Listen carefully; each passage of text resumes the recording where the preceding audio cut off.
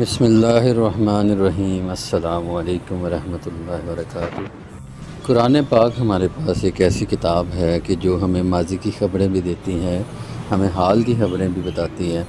اور اس میں سارے چھپے ہوئے علوم کی خبریں بھی ہیں۔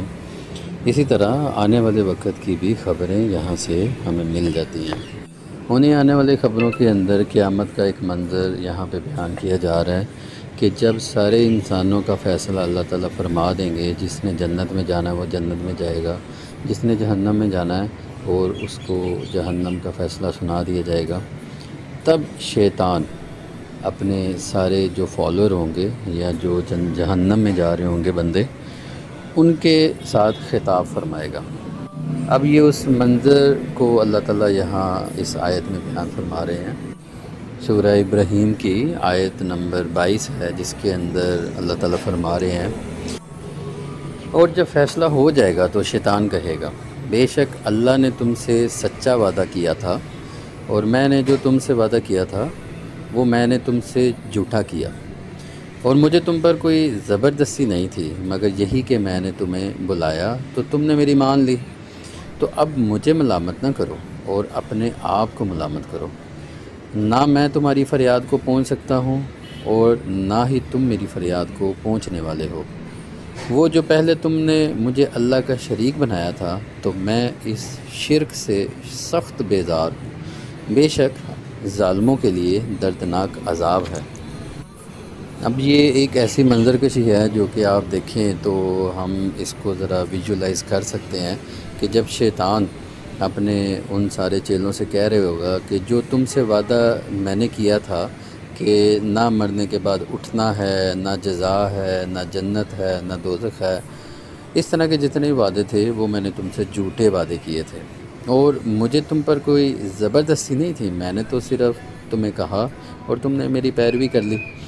اور میں اپنے وعدے میں تمہارے سامنے کوئی حجت و برہان بھی میں نے پیش نہیں تھی کی، کوئی دلائل بھی میں نے نہیں تھے دیے، میں نے تو صرف کہا تھا۔ بس ہوا یہ ہے کہ تم نے میرے وسوسے ڈال کر گمراہی کی طرف بلایا تو تم نے میری مان لی، اور حجت و برہان کے بغیر تم میرے بہکاوے میں آ گئے، حالانکہ اللہ تعالیٰ نے تم سے فرما دیا تھا کہ شیطان کے بہکاوے میں نہ آنا، اور اللہ عز و جل، رسول اللہ صلی اللہ علیہ وسلم اور ان کی طرف سے جو بھی دلائل ہمیں پیش کیے جاتے ہیں، انہیں حجتیں پیش کی جاتی ہیں، اور تم نے ان چیزوں کو کیوں نہیں دیکھا؟ وہ تو اتنے روشن دلائل تھے، تم ان دلائل پہ کیوں نہ تم نے غور کیا، اور کیوں نہ تم ان کی طرف چلے گئے، مگر تم نے ایسا نہ کیا۔ اور اب ان ساری چیزوں پہ مجھے ملامت نہ کرو، کیونکہ میں تو تمہارا ازل سے دشمن ہوں، اور میری دشمنی ظاہر ہے، اور دشمن سے خیر خواہی کی امید رکھنا ہی حماقت ہے۔ تو تم اپنے آپ کو ملامت کرو، اور اب میں تمہاری کسی بھی فریاد کو نہیں پہنچ سکتا، اور نہ ہی تم میری کوئی مدد کر سکتے ہو۔ تو اینڈ پہ وہ یہ بھی کہہ رہا ہے کہ میں اللہ تعالیٰ کی کسی بھی طرح سے شرک کرنے سے میں بھی بیزار ہوں۔ تو دیکھیں، اس سے ہمیں یہ معلوم ہوتا ہے کہ دنیا میں جو لوگ اللہ تعالیٰ اور اس کے رسول صلی اللہ علیہ وآلہ وسلم کی اطاعت و فرما برداری سے منہ موڑے ہوئے ہیں، اور لعین شیطان کے بہکاوے میں آ کر کفر و معصیت میں مبتلا ہو رہے ہیں، اور شیطانی اور دشمنی روز روشن کی طرح ان کے اوپر آیا ہے کہ وہ شیطان انسان کا دشمن ہے، اور اسے خیر خواہی کی امید رکھتے ہیں، وہ بہت بڑے دھوکے کا شکار ہیں۔ انہیں چاہیے کہ اس آیت مبارکہ سے عبرت اور نصیحت حاصل کریں اور اپنے اعمال کا محاسبہ کریں۔ اسی شیطان کی دشمنی کا جگہ جگہ پہ اور بھی بیان ہے، اسی چیز کو سورہ بقرہ میں آیت نمبر 208 اور 9 کے اندر بھی اللہ تعالیٰ نے ارشاد فرمایا ہے، اے ایمان والو، اسلام میں پورے داخل ہو جاؤ اور شیطان کے قدموں پر نہ چلو، بے شک وہ تمہارا کھلا دشمن ہے، اور اگر تم اپنے پاس روشن دلائل آ جانے کے بعد بھی لغزش کھاؤ تو جان لو کہ اللہ زبردست حکمت والا ہے۔ اسی طرح سورہ فاتر آیت نمبر 5 اور 6 کے اندر اللہ تعالیٰ فرما رہے ہیں، اے لوگو، بے شک اللہ کا وعدہ سچا ہے، تو ہرگز دنیا کی زندگی تمہیں دھوکہ نہ دے، اور ہرگز بڑا فریبی، یعنی شیطان کی بات ہو رہی ہے، تمہیں اللہ کے بارے میں فریب نہ دے، بے شک شیطان تمہارا دشمن ہے تو تم بھی اسے دشمن سمجھو، وہ تو اپنے گروہ کو اسی لیے بلاتا ہے تاکہ وہ بھی دوزخیوں میں سے ہو جائیں۔ تو آخر پہ میں یہی کہنا چاہتا ہوں کہ دیکھیں کتنی حیران کن ایک بات ہے کہ اگر دنیا میں کوئی بھی استاد ہو اور وہ اپنے شاگرد کو تیار کرے اور شاگرد اس کی فالو بھی کرے، ساری اس کی پیروی بھی کرے اس کے سارے معاملات میں، تو ہم پھولے نہیں سماتے، ہم ساری دنیا کو بناتے ہیں کہ یہ اچیومنٹ جو ہم نے کی ہے یہ ہمارا ہے۔ فار ایگزامپل کوئی فٹ بالر ہے، کرکٹر ہے، کوئی بھی ایسی اچیومنٹ کرتا ہے، کوئی استاد بن جاتا ہے، تو وہ کوئی اچیومنٹ کوئی میڈل لے لیتا ہے، تو ہم سب کو بتاتے ہیں کہ یہ ہمارا ہے، ہمارا ٹرین کیا ہوا ہے۔ لیکن دیکھیں کہ یہ کتنی ایک حیران کن بات ہے کہ شیطان قیامت والے دن ان ساری چیزوں سے برات کا اعلان کر رہا ہے اور وہ ان کو اون ہی نہیں کر رہا، اور وہ کہہ رہا ہے کہ میں نے تو صرف کہا ہی تھا اور تم لوگوں نے میری بات مانی ہے۔